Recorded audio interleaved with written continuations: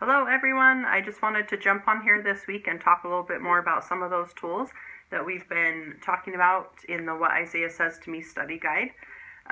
We are going to focus in a little bit this week on a couple of those tools specifically. In our study with Come Follow Me, in 1 Nephi chapter 10, where Nephi begins the record of the proceedings of his day, he gives us an overview or a summary of the things that Lehi has taught to his family. And so with that overview, as you read Isaiah chapter 10, I just wanted to mention and point out that as you do that, you can follow along with the chart in the study guide on page 19. I will post the chart in the comments so that you can take a closer look at that and follow along. But it is the 10 events in the house of Israel's history. As you read Nephi's summary of Lehi's teachings, you can actually follow along and plug those different events into the house of Israel's history on that 10 events chart. Lehi taught the same things to his people, that overview of the history of the house of Israel, that Isaiah taught and that all prophets teach. And so it's kind of fun to follow along and plug those events in. And just one other thing I wanted to mention in that chapter is that when Lehi taught his family about the prophet that would come before the Messiah, which is John the Baptist, that to prepare the way, that he actually quotes Isaiah. Isaiah is the one that prophesied that John the Baptist would be the voice crying in the wilderness, prepare ye the way of the Lord. So it's kind of fun to see that quote in there from Isaiah. So study along on that 10 events chart.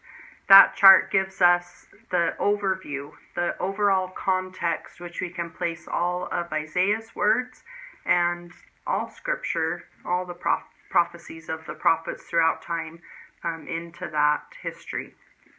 The other thing that I wanted to talk a little bit about today is just the importance of the timeline, of understanding the timeline of Isaiah's prophecies and their fulfillment.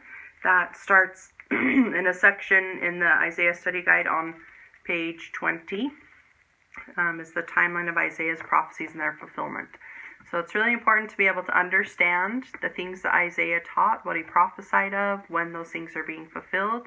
That's one of the things that Nephi told would help us to understand the words of Isaiah. And so that is one of the tools in the study guide in that section 1. For this week, we're going to just focus specifically on 4 different events that happened during Isaiah's day. There are 4 political events, 4 political crises that happened during his day that will help us to understand his writings.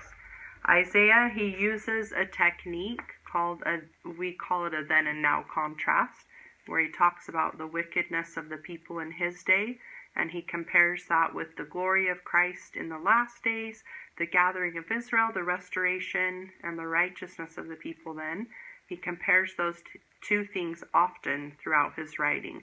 He will jump around through time, going back and forth between those different events. So we are going to look at 4 events in his day that will help us to understand better his writings. And they, with the Come Follow Me curriculum and the Book of Mormon, they also lay the backdrop for what was happening when Lehi was prophet and the things Lehi was prophesying about and the warnings he was given about the Babylonian captivity of the Jews. So the first event that we're going to look at, we are looking at page 29 specifically in the study guide, but the first event at the top of that page happened in 735 BC, and that we are going to call the plot of Samaria and Damascus. So Samaria and Damascus, they were 2 countries that were north of the kingdom of Judah, where Isaiah was the prophet, and at this time Assyria was the country that had all the power in the area, and the different countries were trying to form alliances to overthrow Assyria. So Samaria and Damascus, their kingdoms were Israel and Syria. They wanted to form an alliance, and they wanted Judah to join that alliance. The kingdom of Judah, they refused to join, so Samaria and Damascus invaded Judah to try to make them join. So instead of joining what the king of Judah did was just hire the Assyrian army to go and wipe out Syria and Israel and get rid of that threat. And so that was the plot of Samaria and Damascus, and the Assyrians came through, wiped them out, and took care of that threat. And that's when we have the scattering of the 10 tribes of Israel. So the second political crisis that we're going to take a look at and need to be familiar with is the Philistine-Egyptian alliance.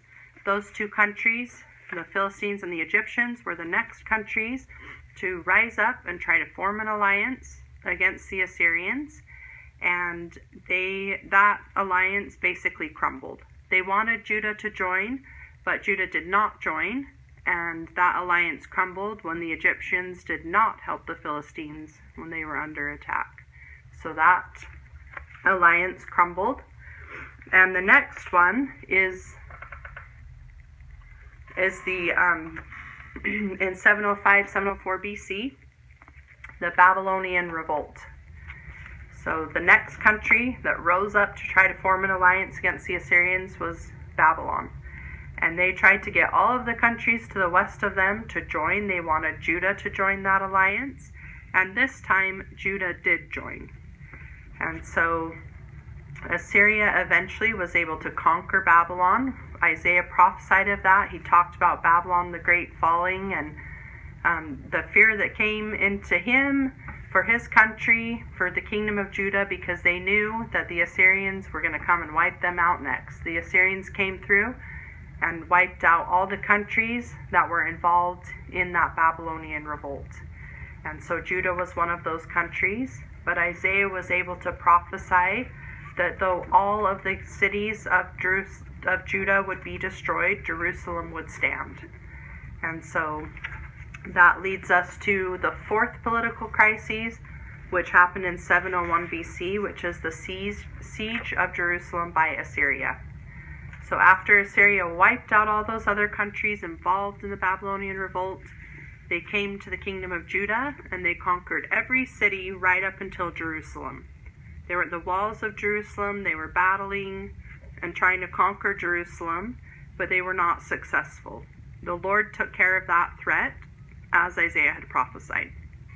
So the Assyrians were unsuccessful there and returned back to their own land, and we'll go into more detail in all of these events as to how these alliances were broken up. But that was one of the messages, the big overall messages of Isaiah's day. He talked about these different events. Some of the kings counseled with him during these political crises.